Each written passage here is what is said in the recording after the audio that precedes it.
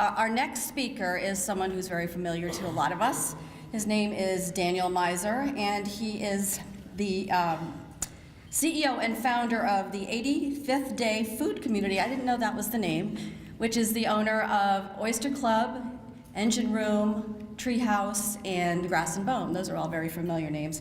He's also the owner and board member at Stone Acres Farm and serves as chairman of the board for the Connecticut Restaurant Association. So please give welcome to Dan Meiser.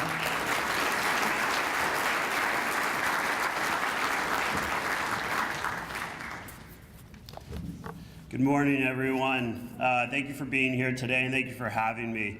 I can tell you that for a restaurant guy to be anywhere at 7:30 in the morning is a feat in and of itself, but I'm truly honored to be here. Thank you, Peggy, and to the Chamber for hosting today's event. This organization, this coming together of folks is something that's necessary, it's something that's important, and it's something that I'm thankful for all of you coming and being here today. I wanted to talk today about culinary tourism and my experience over the last 8 years as our organization, the 85th Day Food Community, has grown into regional and national prominence. Tourism is something that is not new, obviously, to the economy of southeastern Connecticut. In fact, it is what drives our economy. Culinary tourism, however, is a new brand of tourism.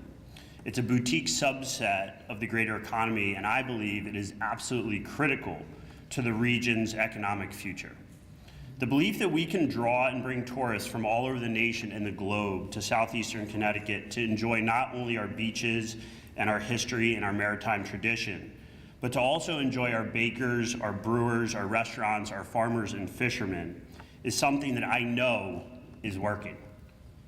The days of cows and corn, as my father-in-law likes to say, is a model that in New England no longer works.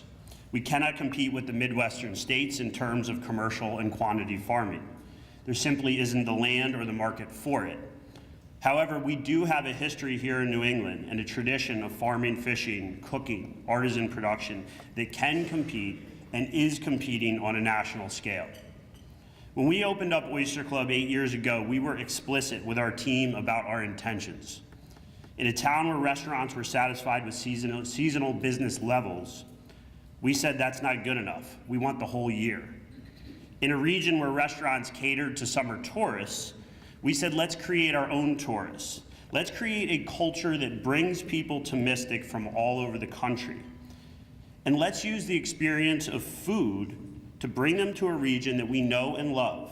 And once we get them here, they will fall in love too. We never opened up in Mystic to compete with other Mystic restaurants. We opened in Mystic to compete with the rest of America. On a regular basis, I have conversations with folks from the national food media.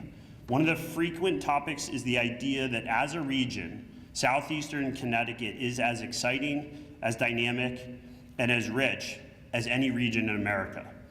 So what does that mean?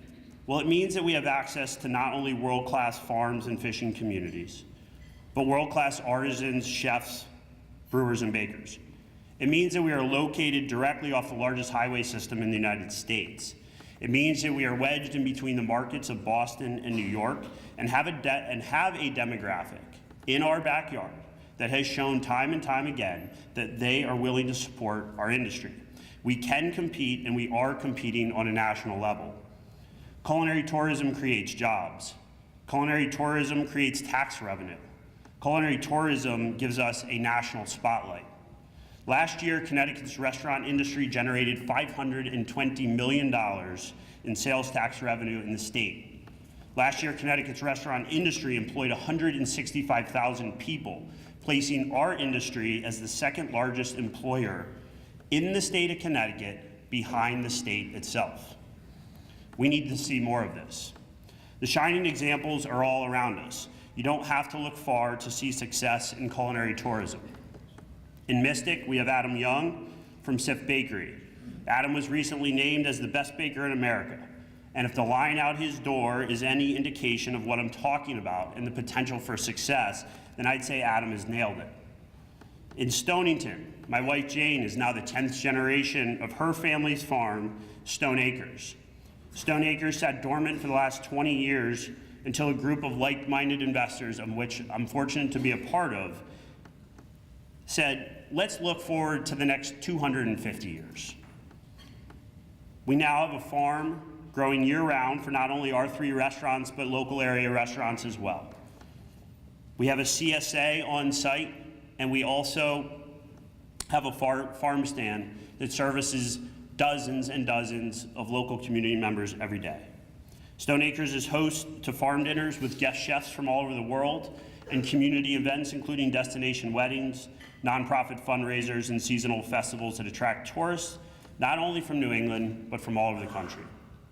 Stone Acres is also home to our 501c3 nonprofit, the Yellow Farmhouse Education Center, where kids of all ages are learning the importance of where their food comes from and what it takes to be a farmer.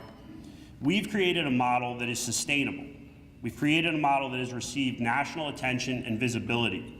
But most importantly, we created a model that saved a historic farm from being bulldozed over and developed. We know that culinary tourism works. We see the fruits of our labor, but understand there is more to the equation of success than simply a good idea and hard work. If our local municipalities, our state governments, and the folks in Washington are not supportive, most or many of these efforts never stand a chance. As the chairman of the Connecticut Restaurant Association, I've spent more time over the last few months at the state capitol in Hartford than I have at my own house. I do this because it's important. I do this because it matters. I do this because every day decisions are made in state houses and town halls that impact every single person and every single organization that's represented in this room. As the leaders of our business community, it is the responsibility of all of you to have your voices heard and affect change. Engage in the process. Embrace your civic duties as citizens and community leaders. Challenge your elected officials and hold them accountable. There's a few of them in the room today. Give them hell. We also have a responsibility to bring back civility to the political process. Politics has become polarized to a point that, in my opinion, is unacceptable. In my trips to the state capitol, I can tell you that most issues were pitched and positioned on the extreme ends of the spectrum. Owners versus workers, rich versus poor, old versus young, white men versus minorities and women. This simply is not the case. Policy, like life, is much more complicated and cannot be explained or summarized in a news clip or a tweet. As leaders and influencers, I'm asking that you take the time to learn. Take the time to listen, to explain, and be patient. Understand that the process is oftentimes a messy one, but in the end, compromise and commonality is truly what this country was founded on. When I go to Hartford to speak with legislators, I am there on behalf of the 8,000 restaurant owners in the state of Connecticut. But I am also there on behalf of the 165,000 restaurant workers, and specifically the 200 dynamic individuals that call my restaurants home. This sense of community is the very fabric of the hospitality industry. It is culinary tourism. We know that the talents and diversities of us as individuals will ultimately determine the strength of our teams and our organizations. We sit on the verge of greatness. We have the advantage of Mystic being a world-recognized brand. But now is the time to evolve and bring that brand and our brand of culinary tourism into the 21st century. By being here today, you've committed to the future of Southeastern Connecticut, and I thank you for that show of support. I believe in Connecticut, I believe in that Yankee spirit that is New England, and I believe in our little corner of the state. So thank you for having me today. Have a wonderful weekend. I hope to see some of you in the treehouse or an engine room. And I'm happy to take any questions if there are any.